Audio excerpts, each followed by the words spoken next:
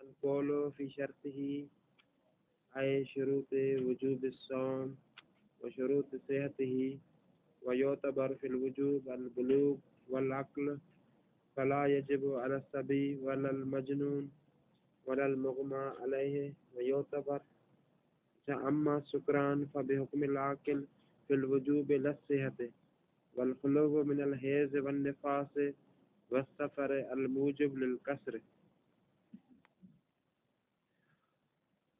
اگر آج سے ہماری جو بحث ہوگی وہ صوم کے شرائط کے بارے میں ہوگی. صوم کے جو شرائط ہیں وہ دو قسموں کے ہیں. پہلے شرائط جو ہیں وہ خود وجوب کے شرائط ہیں، یعنی جب تک وہ شرائط موجود نہ ہوں تب تک کسی پہ روزہ واجب ہی نہیں ہوگا. دوسرے قسم جو شرائط ہیں وہ شرائط صحت ہے، یعنی وجوب آنے کے بعد روزہ تب صحیح ہوگا جب یہ شرط بھی وہاں پر پائی جاتی ہے اور یہ شرط موجود ہو. اگر یہ شرط موجود نہ ہو تو روزہ اگرچہ واجب ہے لیکن صحیح، یعنی دو قسم کے شرائط. اس کی مثال اس طرح دی جا سکتی ہے جس طرح اگر کوئی شخص بالغ نہیں ہوا تو اس پر نماز کا وجوب نہیں آئے گا، یعنی بلوغ شرط وجوب صوم ہے. ٹھیک ہے، بلوغ جو ہے وہ شرط وجوب صوم. لیکن طہارت یعنی یہ طہارت اگر کسی شخص نے طہارت نہیں کی، وضو نہیں کیا، تو اس کا یہ مطلب نہیں کہ اس پر نماز واجب نہیں، وجوب آ گیا ہے لیکن صحیح تب ہوگی جب جو ہے وہ وضو انجام دے دی. یعنی دو قسم کے شرائط. کہتے ہیں کہ روزے میں بھی اسی طرح یہ کچھ ایسے شرائط ہیں جو وجوب کے ہیں، کچھ ایسے شرائط ہیں جو صحت کے لیے شرائط ہیں. وہ شرائط جو وجوب کے لیے ہیں وہ کون سے؟ البلوغ والعقل. پہلی شرط کیا ہے؟ بالغ ہونا چاہیے. بالغ شخص پر روزہ واجب ہے، نابالغ پر روزہ واجب ہی نہیں. اور اسی طرح عاقل ہونا چاہیے. اگر غیر عاقل ہے، مجنون ہے، تو اس پر روزہ واجب ہے. ہاں، لیکن اگر کوئی سکران ہے جس نے نشہ کیا ہوا ہے، بے ہوش ہو گیا ہے، کہتے ہیں کہ اس پہ روزہ واجب ہے. یہ بے حکم عاقل ہے. کیوں بے حکم عاقل ہے؟ کہ یعنی اسی سکران کا سبب، بے ہوشی کا سبب یہ خود بنائے. لیکن اگر اسی حالت میں روزہ رکھے تو روزہ صحیح نہیں. پڑھ لیتے ہیں بات کریں. القول فی شرطه اے شروط وجوب الصوم و شروط صحته، یعنی صوم کے وجوب کے شرائط اور صوم کے صحیح ہونے کے شرائط. و یعتبر فی الوجوب، یعنی معتبر ہے وجوب صوم میں کیا؟ البلوغ والعقل. لہذا نتیجہ کیا نکلے گا؟ فلا یجب علی الصبی والمجنون والمغمى علیہ، یعنی صبی پر، مجنون پر اور جو شخص بے ہوش ہو گیا ہے اسی پر روزہ واجب نہیں. واما السکران فبحکم العاقل فی الوجوب. ہاں، باقی رہی وہ جو جس نے شخص نے نشہ کیا ہوا ہے تو وہ عاقل کے حکم میں ہے وجوب کے لحاظ سے، یعنی وجوب آ جائے گا لصیحت. صحت میں عاقل کے حکم میں، یعنی جس طرح عاقل شخص کا روزہ صحیح ہو جاتا ہے اگر رکھے تو، لیکن اس کا روزہ جو ہے صحیح نہیں. اچھا، وَيُعْتَبَرُ فِي الْوُجُوبِ الْبُلُوغُ وَالْعَقْلُ وَالْخُلُوُ، یعنی تیسری شرط ہے خلو من الحیض والنفاس والسفر. عبارت میں پڑھ لیتے، کوئی مشکل بات نہیں تاکہ وضاحت. اسی طرح اور جو چیز وجوب کے لیے شرط ہے، جب تک یہ شرط موجود نہیں ہوگی صوم واجب نہیں ہوگا. کیا؟ خلو من الحیض. اگر کوئی عورت روزہ رکھنا چاہتی ہے تو روزہ واجب تب ہوگا جب حیض سے خالی، نفاس سے خالی، اور سفر. اور سفر پہ بھی اس شخص پر روزہ واجب ہے جو مسافر نہ. کون سا سفر؟ ہر قسم کا سفر نہیں. الموجب للقصر، جو سفر موجب قصر بنتا ہے نماز کا.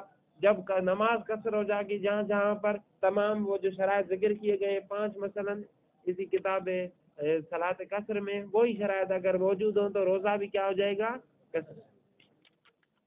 فیجب علی کثیرہ، بس اگر ایسا سفر جو موجب قصر نہ ہو.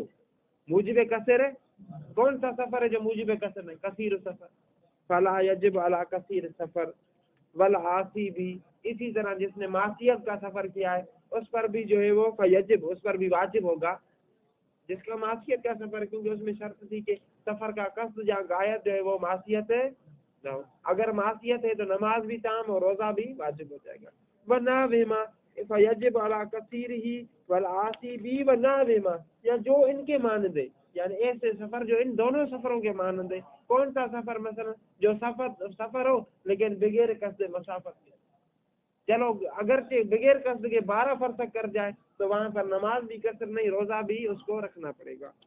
وَأَمَّا نَاوِي الْإِقَامَةَ عَشْرًا وَمَنْ مَضَىٰ عَلَيْهِ 30 يَوْمًا مُتَرَدِّدًا فَفِي مَعْنَى الْمُقِيمِ، ہاں وہ شخص جو کسی جگہ پر 10 دن رہنے کا ارادہ کرے یا 10 دن رہنے کا ارادہ نہ کرے بلکہ تردد میں ہو، کل نکلتا ہوں پھر کل نہ نکلے، پھر کہے گا پرسوں، اس طرح 30 دن گزر گئے، 30 دن جو تھے اس میں تو وہ مسافر ہی ہوگا، جب 31واں دن آئے گا تو یہ پھر بھی یہ بھی کیا شمار ہو جائے گا، یعنی اسی طرح جس طرح حضر میں ہو، اس کے لیے نماز بھی پوری ہوگی 31ویں دن اور روزہ بھی۔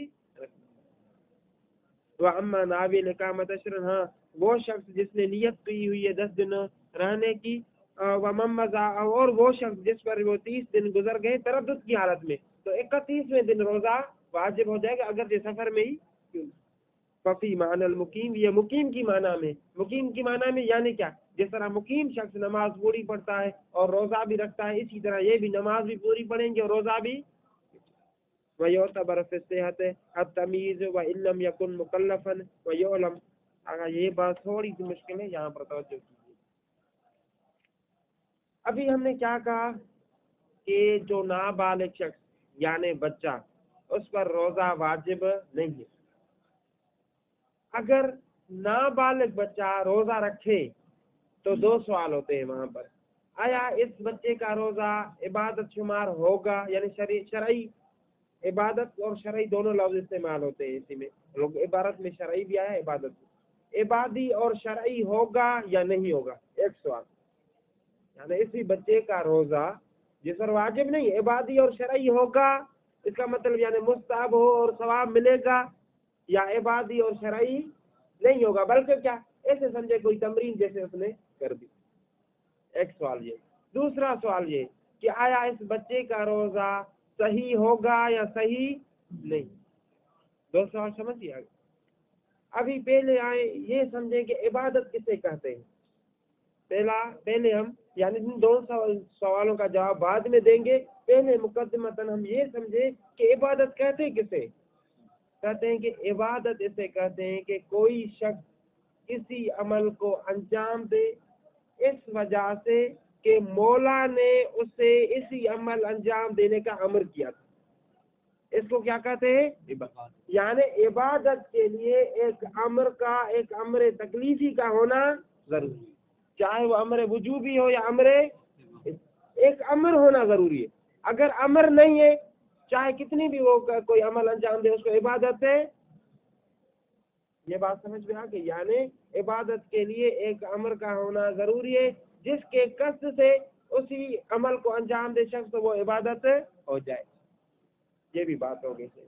اس کے بعد دوسرا سوال یہ کہ یہ ابھی صحت کسے کہتے ہیں، صحت یہ صحیح ہے، یہ چیز صحیح نہیں ہے، کہتے ہیں کہ صحت سے مراد یہ ہے کہ انسان کا عمل موافق و معمور بھی کے، یہ علمی اصطلاح، انسان کا عمل معتی بھی موافق و معمور ہے، یعنی جس طرح مولا نے امر کیا تھا اسی طرح اس شخص نے انجام دے دیا، اس کو کہتے ہیں عبادت، اس کو کہتے ہیں صحت، یعنی صحیح ہو گیا یہ عمل، اگر اس طرح انجام نہ دے تو پھر صحیح، بس یعنی 2 چیزیں آپ نے سمجھ لی، عبادت کے لیے امر کا ہونا ضروری ہے، عبادت یا شرعی ہونے کے لیے امر کا ہونا، صحت کیا ہے، یعنی جو عمل آپ نے انجام دیا ہے وہ مولا کے امر کے مطابق، یہ صحت۔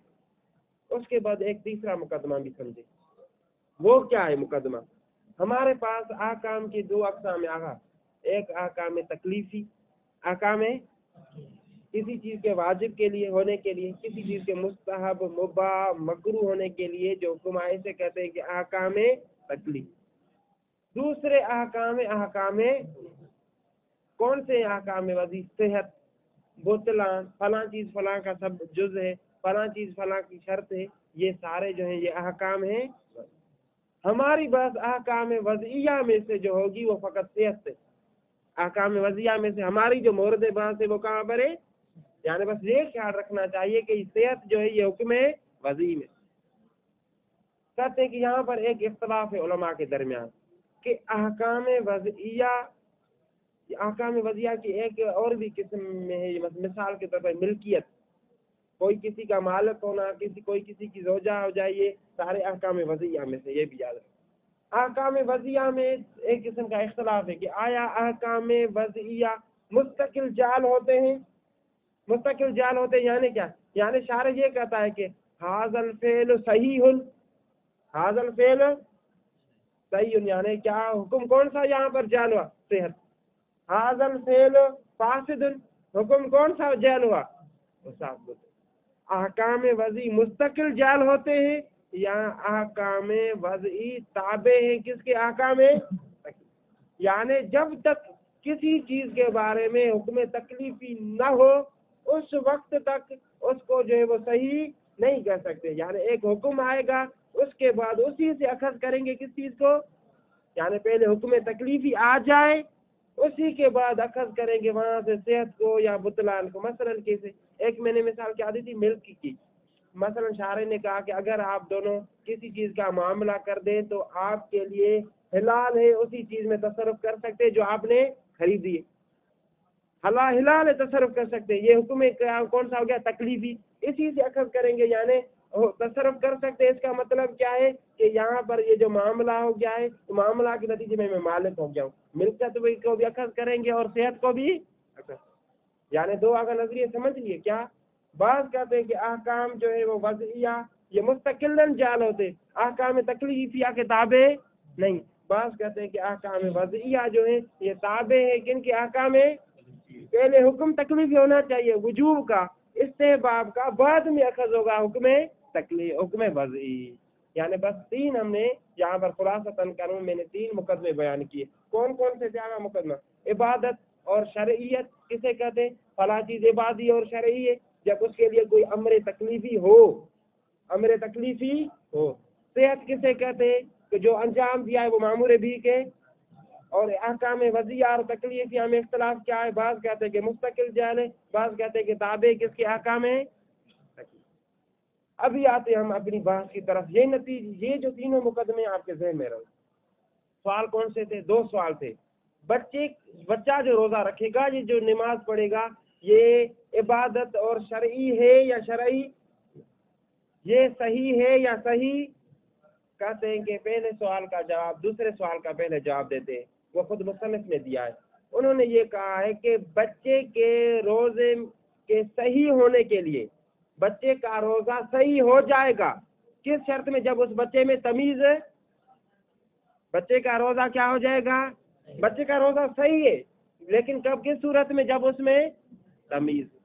اور مصنف اس بات کا بھی قائل ہے، یہ بھی یاد رکھیں کہ احکام وضعیہ جو ہیں وہ تابع ہے احکام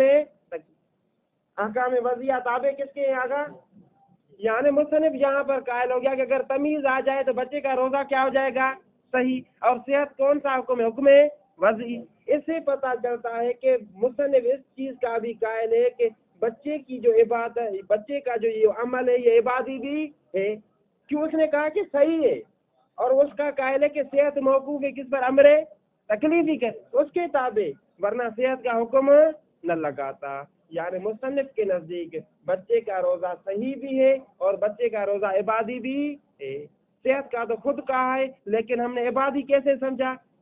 صحت سے سمجھا. اس نے کہا کہ صحیح ہے. اور مصنف کے نزدیک احکام وضعیہ جو ہوتے ہیں وہ تابع کس کے؟ احکام ہے.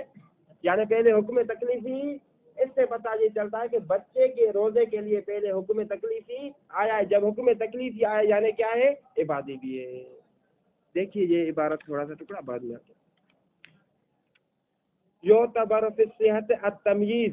صحت یعنی روزہ صحیح ہونے کے لیے معتبر ہے کیا چیز ہے؟ تمیز. وَإِن لَمْ يَكُنْ مُكَلَّفًا، اگرچہ مکلف نہ ہو، بالغ نہ ہو، پھر بھی روزہ صحیح ہو جائے گا. وَيُعْلَمْ مِنْهُ، اسی سے پتہ چلتا ہے. کسی سے؟ کس چیز سے؟ کہ صحت میں تمیز شرط ہے. یعنی بچے کا روزہ صحیح ہو جائے گا اگر تمیز ہو. کیا پتہ چلتا ہے؟ ان صوم الممیز صحیح فیکون، بچے کا روزہ صحیح بھی ہے، صحیح کا تو کچھ بتا، اور شرعی بھی ہے.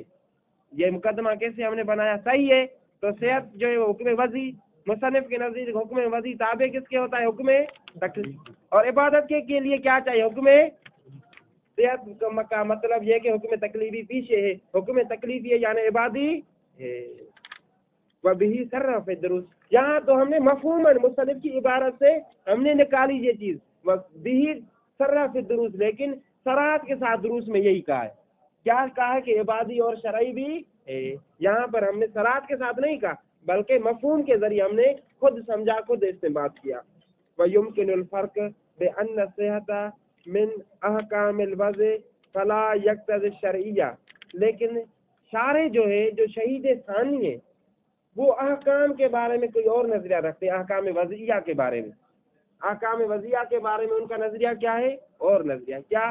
وہ یہ کہتے ہیں کہ احکام وضعیہ مثلا صحت یہ تابع نہیں ہے حکم تکلیفی، یعنی اگرچہ اس کے پیچھے حکم تکلیفی نہ بھی ہو پھر بھی عمل صحیح ہو سکتا ہے۔ لہذا شارح کہتے ہیں کہ بچے کا روزہ صحیح ہے لیکن عبادی نہیں بلکہ کیا ہے؟ تمرینی ہے۔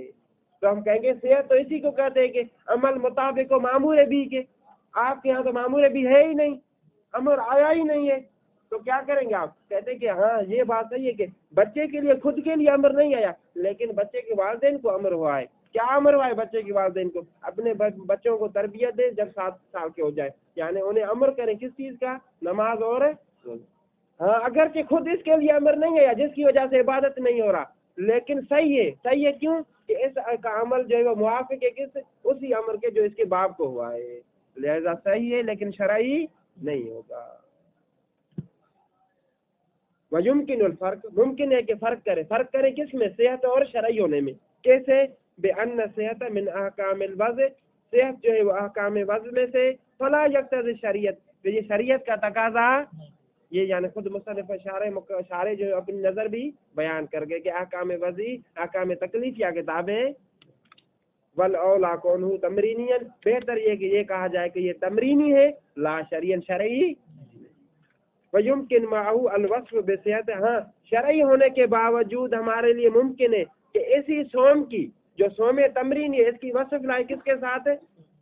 بما ذکرنا، اسی کما ذکرنا، جس طرح ہم نے ذکر کیا۔ کیا ذکر کیا؟ کہ حکم وضعی تقاضا نہیں کرتا شرعی ہونے کے لیے، یعنی حکم وضعی تابع نہیں ہے حکم تکلیفی کے، خلاف لبعض، بعض کے خلاف ہے سو نفل امرین، انہوں نے دونوں امروں کی نفی کر دی ہے، دونوں امروں کی، یعنی صحت کی بھی نفی کی ہے اور کیوں؟ وہ کہتے ہیں کہ شرعی تب ہوتا جب جو ہے وہ اس کے لیے امر ہوتا، امر ہے ہی نہیں، امر اس کے والدین کو، اس کو نہیں ہوا، جب شرعی نہیں تو صحیح بھی نہیں۔ کیوں صحیح نہیں؟ کیونکہ ایک امر ہونا چاہیے، وہ امر بھی خود اسے ہونا چاہیے نہ کہ اس کے والدین کو، تاکہ یہ عمل اس کے مطابق ہو جائے، بعد میں کہیں کہ صحیح ہے۔ واہ خلاف لبعض، بعض کے خلاف، کیوں؟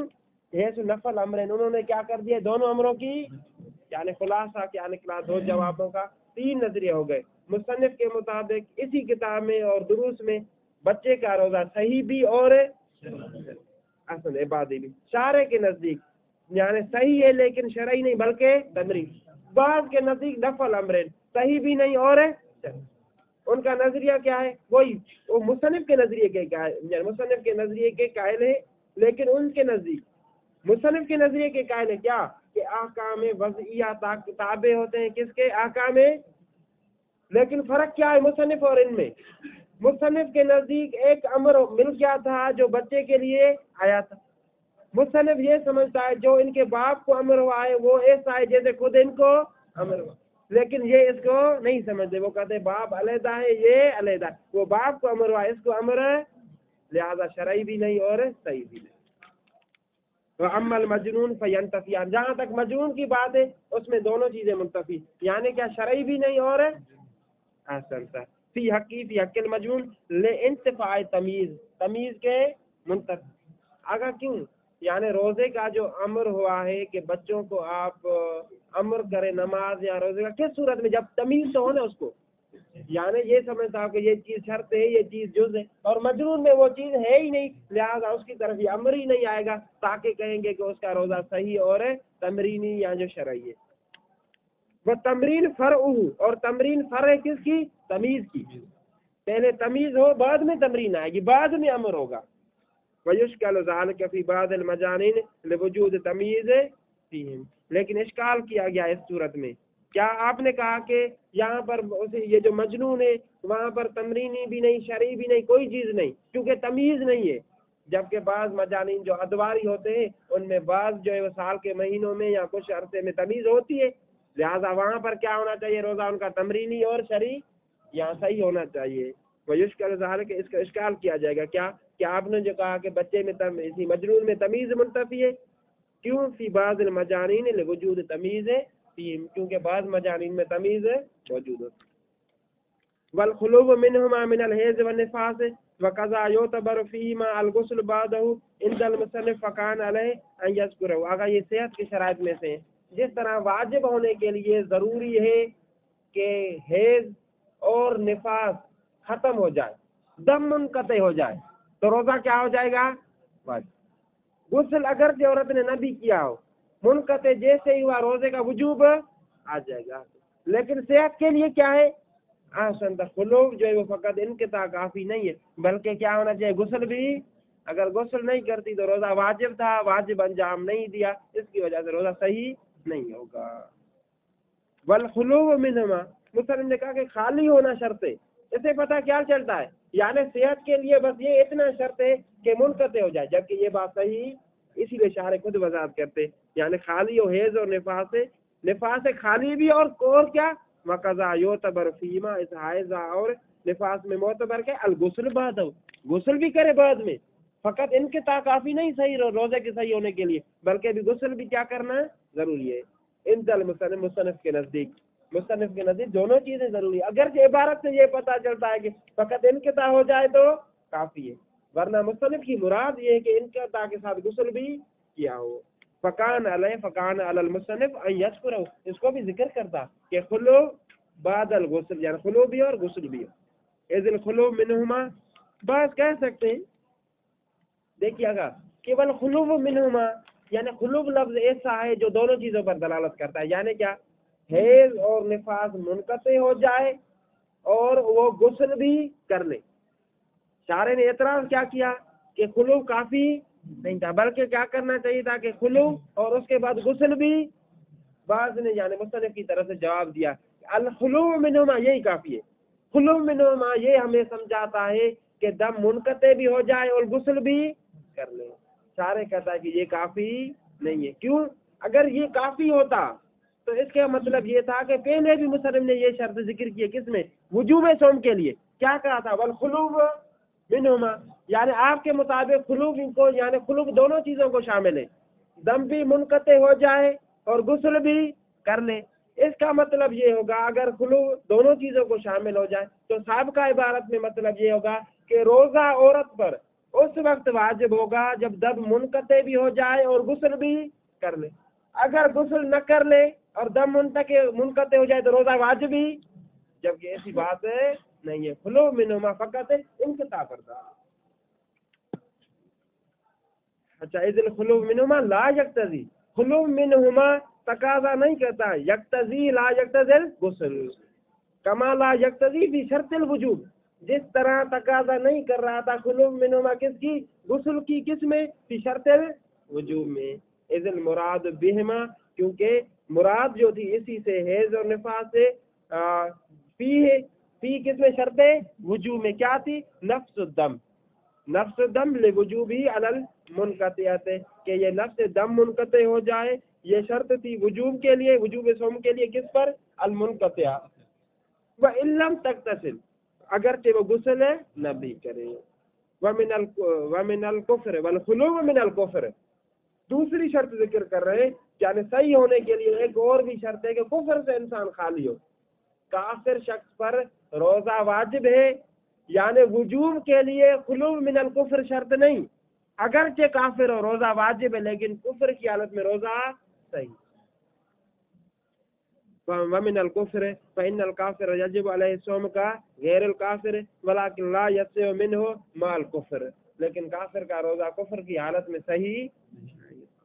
ویصح من المستحاضۃ اذا فعلت الواجب من الغسل النہاری وان کان واحدا واحدا بالنسبة إلى صوم الحاضر أو مطلق الغسل بالنسبة إلى المقبل ويمكن أن يريد كونه مطلقا شرطا فيه مطلقا نظرا إلى إطلاق النص والأول أجود.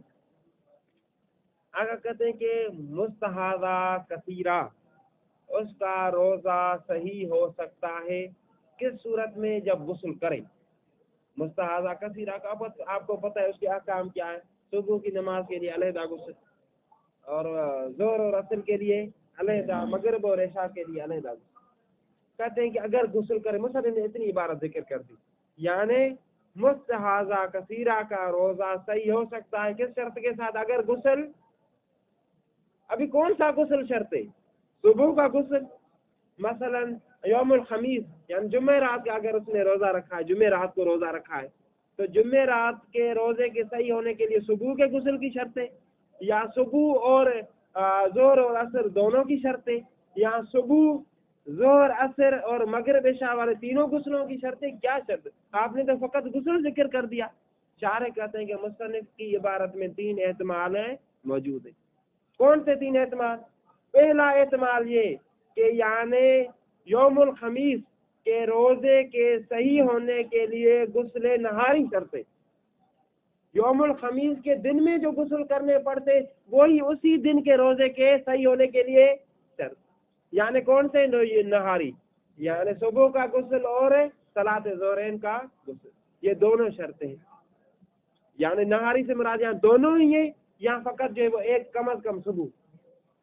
ٹھیک ہے، اگر غسل نہاری شرط ہے یعنی ممکن ہے کہ مصنف کی پھر اس سے مراد فقط صبح کا غسل شرط ہو، ممکن ہے کہ نہاری سے مراد کیا ہو کہ دونوں شرط. ایک احتمال یہ موجود. دوسرا احتمال کیا؟ یہ جو کہا ہے کہ غسل شرط ہے، اس سے مراد یہ ہے کہ یہ تینوں دن کے غسل، مثلا یوم الخمیس، صبح، ظہرین اور مغربین، ان تینوں کا غسل شرط ہے آئندہ والے روزے کے لیے. کس کے روزے کے لیے؟ آئندہ جو روزہ آئے گا یعنی جمعے کا جو روزہ آئے گا اس کے لیے شرط. دوسرا احتمال یہ. تیسرا احتمال کیا ہے؟ کہتے ہیں کہ تیسرا احتمال یہ ہے کہ یعنی یہ تینوں غسل، صبح اور ظہرین کا غسل، اس طرح مغربین کا غسل، یہ تینوں شرطیں مطلقاً شرطیں. مطلقاً شرطیں یعنی کیا؟ آج کے روزے کے لیے بھی اور کل کے روزے کے لیے بھی. خلاصتاً 3 یہاں پر لفظ فقط مصنف نے غسل ذکر کیا. شارح نے کہا کہ اس میں 3 احتمال ہیں. غسل نہاری، پھر اس میں 2 احتمال دیے. یہاں جو ہے وہ تینوں غسل لیکن اسی دن کے روزے کے لیے. یہاں تو تینوں غسل لیکن کس روزے کے لیے؟ اگلے روزے کے لیے اور اسی روزے کے لیے. دیکھیے پڑھتے ہیں. وَيَسِّعُ صَوْمُ مِنَ الْمُسْتَحَاضَةِ إِذَا فَعَلَتِ الْوَاجِبَ مِنَ الْغُسْلِ. مستحاضہ کثیرہ کا روزہ صحیح ہوگا کس صورت میں؟ اگر وہ واجب غسل کو انجام دے. مصنف نے یہ ذکر کر دیا. شارح اس کی وضاحت کر رہا ہے. غسل نہاری، کون سا غسل؟ غسل نہاری دن والا. وَإِنْ كَانَ، غسل نہاری سے ایک مرتبہ دیکھیے گا. غسل نہاری ایک احتمال نہاری تک ادھر لے جائے فقط عبارت کو، یعنی نہاری دن میں کون سے غسل ہوتے؟ صبح کا اور ظہرین کا. وَإِنْ كَانَ وَاحِدًا، ابھی دوسرا احتمال نہاری کا یہ، اگرچہ ایک ہی کیوں نہ ہو. ایک سے مراد کیا؟ یعنی صبح کا. لیکن یہ شرط ہے کس کے لیے شرط ہے؟ یہ غسل نہاری الی صوم الحاضر، جمعہ یا یوم الخمیس والے دن. اور مطلق الغسل یا مطلق غسل شرط ہے. مطلق غسل سے کیا مراد ہے؟ تینوں غسل شرط ہے لیکن بالنسبت الی المقبل، یعنی جو آنے والا روزہ ہے اسی کے لیے شرط ہے. وَيُمْكِنْ أَنْ يُرِيدَ كَوْنَهُ مُطْلَقًا شَرْطًا فِيهِ مُطْلَقًا، ممکن ہے کہ مصنف نے ارادہ کیا ہو کہ غسل شرط مطلقاً کیا؟ یعنی چاہے نہاری ہو چاہے لیلی ہو، اور شرط ہے مطلقاً یعنی کیا؟ حاضر کے لیے بھی اور مقبل کے لیے بھی. نظراً الی اطلاق النص، کہتے ہیں کہ یہ جو کہا کہ ہم نے مطلقاً غسل شرط ہے مطلقاً کے لیے، مطلقاً شرط ہے یعنی چاہے نہاری چاہے لیلی، یعنی تینوں شرطیں مطلقاً یعنی آج کا ہو یا کل کا. کیوں؟ کیونکہ کہتے ہیں کہ نص مطلق ہے. اس میں یہ کہا ہے کہ غسل شرط روزے کے لیے، روزے کے لیے شرط ہے آج کا ہو یا کل کا، غسل چاہے کون سا بھی، ظہر کا ہو یا مغربین کا. لہٰذا اسی وجہ والاول اجود. شارح کہتے ہیں کہ اول احتمال جو ہے وہ بہتر ہے. اول احتمال کون سا تھا؟ آسان غسل نہاری صبح کا غسل کہے یا صبح اور ظہر و عصر کا یہ غسل شرط ہے اسی دن کے روزے کے لیے. کیوں یہ اجود ہے؟ اس وجہ سے کہ آپ اگر وہ رات والے روزے کو لے آئیں گے تو اس کا اس کے ساتھ تعلق کیا؟ یہ تو روزہ پہلے ہی گزر جاتا ہے، وہ جو بعد میں آتا ہے وہ اس کے لیے صحت کے لیے شرط کس طرح ہو سکتا ہے؟ اس سے پتہ چلتا ہے کہ شہید ثانی جو ہے وہ شرط متاخر کے قائل ہے. والاول اجود، اول اجود ہے کیوں؟ لان غسل العشاء لا يجب الا بعد انقضاء اليوم، غسل عشاء واجب نہیں ہوگا سوائے اس کے کب واجب ہوگا؟ جب دن ختم ہو گیا ہو.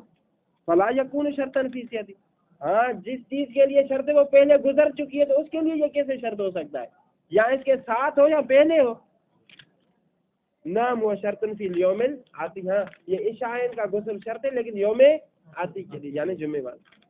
وَيَدْخُلُ فِي غسل الصبح لو اجتماع، ہم نے کیا کہا آخر میں کہ یعنی یہ غسل لیلی جو ہے وہ شرط ہے آنے والے غسل کے لیے.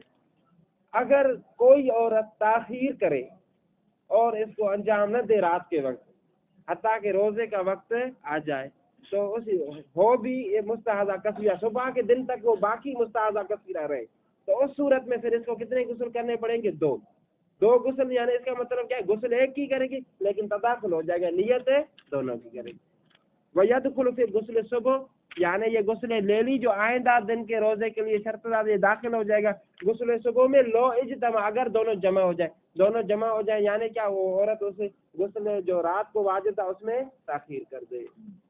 وَمِنَ الْمُسَافِرِ فِي دَمِ الْمُتْعَةِ، یعنی ویسے ہو ابھی بتا رہے ہیں کہ کون کون سے روزے صحیح ہو سکتے. یس سے ہو من المستحاضہ، مستحاضہ کثیرہ کا بھی روزہ صحیح. ومن المسافر، اور مسافر کا بھی روزہ صحیح ہے. پہلے کہا نا کہ مسافر کا صحیح نہیں، ابھی کہہ رہے ہیں کہ مسافر کا بھی صحیح ہے. فی دم المتعت، متعت یعنی جن پر حج تمتع واجب ہو جاتا ہے قربانی کے بدلے میں، اس پر کتنے روزے واجب ہوتے؟ 10 روزے واجب ہوتے. ان میں سے 3 جو ہے وہ سفر کی حالت میں اس کے لیے جائز ہے، باقی 7 جو ہے وہ کب ہوگی؟ جب پلٹ کر اپنے گھر آئے گا. ومن المسافر بدم المتعت بنسبت الى الثلاثه، 3 کے نسبت یعنی 3 میں جائز ہوگا. لسبا، لیکن 7 جو ہے وہ اپنے گھر آ کر رکھے گا. وبدل البدن وهو 18 يوما للمفيز من عرفات قبل الغروب عامدن، کہتے ہیں کہ اسی طرح ہی بدنہ کے بدلے، بدنہ یعنی شتر مرغ، اگر کوئی شخص آگا یوم عرفہ کے دن حاجی کے لیے ضروری ہے کہ مغرب سے پہلے وہاں سے نہ نکلے. اگر کوئی حاجی یوم عرفہ کے دن میدان عرفہ سے مغرب سے پہلے نکل آئے وہاں سے تو اس پر کفارہ واجب ہو جاتا ہے. کیا کفارہ؟ شتر مرغ ایک دے. اگر شتر مرغ نہیں دیتا تو 18 دن جو ہے وہ روزے رکھے، اور وہ 18 جو ہے وہ سفر میں رکھ سکتا ہے. وبدل البدنہ و 18 یومن، وہ 18 روزے ہو جائیں گے. بدنہ سے مراد وہ شتر مرغ. للمفیز، کس کے لیے؟ للمفیز، ایسے شخص کے لیے، ایسے حاجی کے لیے جو نکل آیا ہو کس سے؟ من عرفات، عرفات سے نکل آیا ہو. کب؟ قبل الغروب عامدن، امدن نکل آیا. تو پہلی صورت میں یہ ہے کہ وہ کفارہ دے، اگر وہ نہیں دے سکتا تو پھر اس طرح کرے، دونوں میں سے کوئی بھی چیز. ونظر المقید بھی بالسفر بان نظرہ سفرا او سفرا وحضرا وان کان النظر فی حال السفر، کہتے ہیں کہ اگر کوئی شخص یہ نظر کرے کہ میرا اگر یہ کام ہو جائے تو میں سفر میں روزہ رکھوں گا، تو اس صورت میں بھی یہ واجب نظری روزہ سفر میں رکھ سکے. یا اس طرح نظر کرے کہ اگر میرا یہ کام ہو جائے گا تو پھر سفر میں یا حضر میں روزہ رکھوں گا، تو پھر بھی سفر میں رکھ سکتا ہے. اگر کہیں مطلقاً کہے اگر میرا کام ہو جائے تو میں روزہ رکھوں گا، تو پھر اس صورت میں سفر میں نہیں رکھ، فقط حضر میں ہی رکھنا پڑے گا. یعنی سفر میں کب رکھ سکتا ہے؟ یہاں تو فقط سفر کا نام لے نظر کرتے وقت، فقط سفر کا، یہاں سفر اور حضر دونوں کا نام لے. یعنی نظر کے سیغے میں سفر کا نام لینا ضروری ہے، چاہے مستقلاً ہو چاہے ضمیماً ہو. والنظر المقید بھی، اور ایسی نظر جو مقید ہو بھی اے بسفر، اما بان نظرہ سفرا، اس نے نظر ہی کس کی ہو؟ سفر کی. او سفرا و حضرا وان کان نظر فی حال سفر، اگرچہ نظر حال سفر میں ہو پھر بھی اس طرح کرنا ضروری ہے، ورنہ سفر میں اگر کوئی یہ کہہ سکتا ہے نا کہ اس نے وہ سفر میں نظر کیے، مثلا ایک جگہ جا رہا تھا ٹرین میں، اس نے ادھر نظر کر لیے، تو پھر سفر کے نام لینے کی ضرورت ہی نہیں. کہتے کہ نہیں، اگرچہ سفر میں نظر کرے پھر بھی سفر کا نام ہے ضروری ہے لینا، ورنہ سفر میں جائز ہے نہیں. لا اذا اطلق، نہ کہ جب مطلقاً کہے کہ میں روزہ رکھوں گا تو اس صورت میں سفر میں نہیں رکھ سکتا. وَإِنْ كَانَ الْإِطْلَاقُ يَتَنَاوَلُ، اگرچہ اطلاق جب اس نے کہا ہے کہ میں روزہ رکھوں گا تو مطلق ہے، سفر اور حضر دونوں کو شامل ہے، پھر بھی جو ہے وہ سفر میں نہیں رکھ سکتا. إِلَّا أَنَّهُ لَا بُدَّ مِنْ تَخْصِيصِهِ بِالْقَصْدِ مُنْفَرِدًا، ہاں فقط اس صورت میں ضروری ہے کہ تخصیص دے روزے کو تخصیص دے. کس کے ساتھ تخصیص دے؟ سفر کے ساتھ.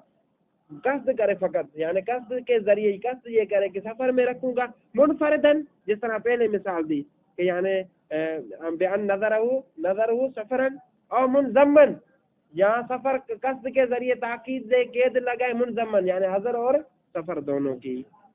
خلاف للمرتضی رحمہ اللہ حیث اکتفا بالاطلاق لذالک، لیکن سید مرتضی علم الہدا کے خلاف ہے یہ بات. انہوں نے کہا کہ اگر مطلقاً کہے کہ میں روزہ رکھوں گا، سفر کی قید نہ لگائے، پھر بھی کافی ہے کہ یعنی سفر میں رکھ سکتا ہے. وللمفید وخلاف للمرتضی وللمفید حیث جوز صوم الواجب مطلقاً. کیوں؟ آگا کی تو یعنی فقہ میں فتوائی تبدیل، انہوں نے کہا کہ صوم واجب مطلقاً جائز ہے. صوم واجب یعنی چاہے قید ہو سفر کے ساتھ یا نہ ہو، چاہے نظر کا روزہ ہو، چاہے یعنی رمضان المبارک کے علاوہ باقی روزے جو بھی واجب ہے وہ سفر میں انسان ہے رمضان کے علاوہ باقی رکھ سکتا ہے، لیکن رمضان کا روزہ بھی ان کے نزدیک سفر میں نہیں رکھ. حد شہر رمضان پر محمد وآل محمد.